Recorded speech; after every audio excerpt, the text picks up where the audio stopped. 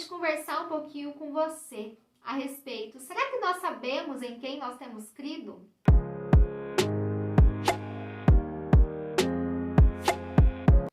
Nesse caso, eu estou fazendo uma pergunta para nós, mas no texto ela se encontra como uma afirmação e essa frase está no livro de 2 Timóteo, no capítulo 1, no versículo 12, onde Paulo diz essas palavras. Ele diz, eu sei em quem eu tenho crido. E Paulo tinha total certeza a respeito de quem ele servia, quem era o Senhor da vida dele. E nesse mesmo texto fala que Paulo ele era mestre, pregador e apóstolo. E por causa disso ele estava sofrendo por amor ao Evangelho, porque ele teve uma vida rendida ao Senhor Jesus Cristo e por conta disso ele passou por diversos lugares anunciando, falando aquilo que Deus havia feito na vida dele, porque antes ele era perseguidor da igreja e nós vemos isso no livro de Atos, onde conta um pouco da história de Paulo, onde diz que ele estava indo para Damasco, ele tinha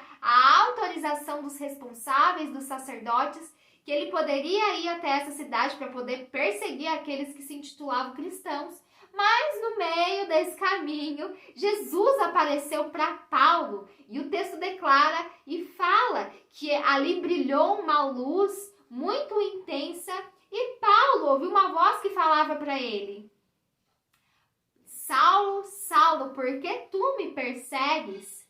E ele perguntou para essa voz: mas quem é o Senhor?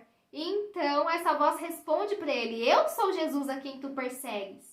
Então Paulo ele ficou cego nesse momento e ali ele foi levado pelos companheiros dele de viagem para aquela cidade, para Damasco. E o texto diz que Paulo não comeu e nem bebeu durante 3 dias e que ele esteve cego ali. E que o Senhor pediu para que um homem que morava naquela cidade que se chamava Ananias fosse orar para Paulo. E esse homem obedece à voz de Jesus, ele vai até Paulo e olha por ele e ele volta a ver. E ele começa não somente ver fisicamente novamente, mas agora ele começou a ver também espiritualmente. Ele foi tirado da morte, trazido para a vida, da morte espiritual para a vida espiritual. E nós vemos que Paulo, ele entregou sua vida para Jesus. Nós vemos em outros textos aqui que ele foi apedrejado, açoitado, que ele sofreu naufrágios, que ele teve fome, que ele foi hostilizado, que ele não era recebido em determinados lugares que ele ia, e que a vida dele realmente foi de muita luta e aflição, mas ele permaneceu perseverante até ao final. E foi aqui, nesse texto, que Paulo ele faz essa declaração tão importante: eu sei em que eu tenho crido.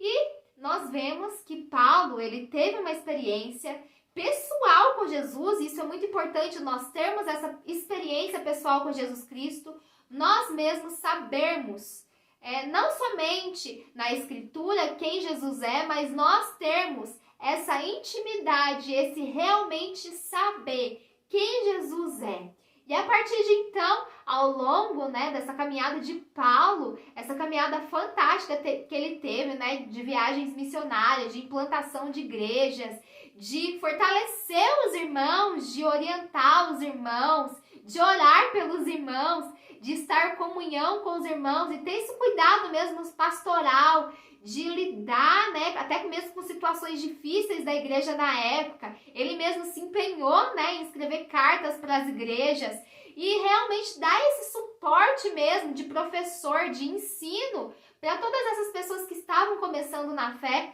Nós vemos que no Novo Testamento, que é composto de 27 livros, muitos desses livros foram escritos por Paulo, como Romanos, Filipenses, Efésios, Colossenses, 1ª e 2ª Tessalonicenses. Vários desses livros foram feitos por Paulo. E ele teve muito estudo, que fala que ele foi instruído de acordo com Gamaliel. Então, Paulo, ele já tinha muito contato com a palavra e nós vemos que ele também, além de ter o contato com a palavra, ele teve contato com o Espírito Santo, que ali o inspirou para que viesse escrever essas cartas às igrejas, dando instruções específicas para cada uma delas, porque Cada uma dessas igrejas estavam localizadas em uma área, elas estavam ali no meio de uma cultura, no meio de um ambiente, elas precisavam, né, saber como lidar, né, como, digamos assim, sobreviver no ambiente em que elas estavam. E Paulo, ele foi essencial para que essas igrejas permanecessem, para que esses irmãos pudessem amadurecer na fé. E nós vemos que Paulo, ele só suportou tudo aquilo que ele suportou porque ele tinha a companhia de Jesus. Jesus que chamou ele no começo, no início, no livro de Atos, foi o mesmo Jesus que o sustentou ao longo de toda essa jornada que ele teve, que não foi nem um pouco fácil. E falando a meu respeito, eu não aguentaria nem metade daquilo que Paulo viveu. Só Jesus mesmo, só a graça do Senhor para ter sustentado ele em momentos tão difíceis, tão complicados, onde nós lemos e nós mesmos nos colocamos no lugar de Paulo, né? Quando ele estava preso, por exemplo, né? Ele foi tratado como um criminoso por pregar a palavra do Senhor. E nós vemos que Paulo, ele sabia em que ele cria. E eu faço essa pergunta hoje para mim, para você, será que nós realmente sabemos em quem nós cremos?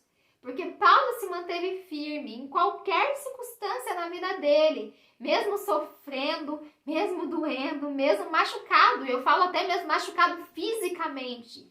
Porque Paulo, ele foi açoitado, ele recebeu no corpo dele castigo por pregar o evangelho. E eu quero seguir o exemplo de Paulo. Eu acredito que você também quer seguir o exemplo de Paulo, que apesar de ter sofrido tanto, ele ter permanecido fiel ao Senhor. Será que nós sabemos em quem nós temos crido? E o Senhor, ele não colocaria sobre nós uma provação em que nós não seríamos aprovados. E que quando nós somos tentados, o Senhor nos ajuda até mesmo no meio da tentação. Enquanto nós estamos sofrendo, chorando, com dores, tristes, é o mesmo Senhor que nos consola e está conosco. Aquele que esteve com Paulo em todos os seus sofrimentos, é aquele que está conosco também em todos os nossos sofrimentos. Por isso, quando nós passamos por algum momento difícil, por algum momento complicado, nós não precisamos nos desesperarmos, nós não precisamos nos descontrolarmos, porque Deus está nas nossas vidas. E Ele vai nos ajudar a passar por qualquer coisa, com a permissão dEle. Nós passamos por dificuldades, mas também passamos por ela, nos tornando pessoas melhores, maduras, pessoas ainda com mais fé e mais fortalecidos no Senhor. Que nós possamos começar a observar toda essa grandeza do Senhor e quem Ele é e tudo aquilo que Ele significa para nós.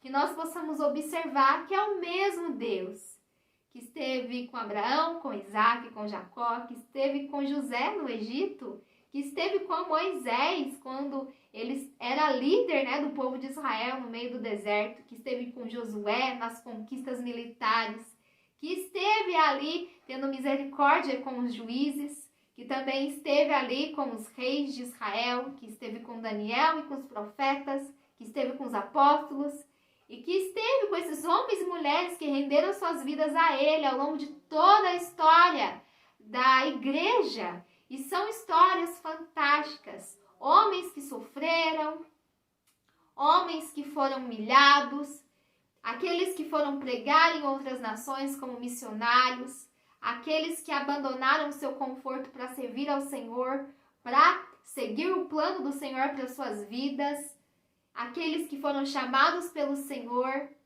E nós vemos que é o mesmo Deus que se encontra nas nossas vidas. E se Ele já fez tanto por tantos outros e tantas outras filhas e filhos dele, Ele fará assim também coisas grandiosas e ainda maiores sobre as nossas vidas.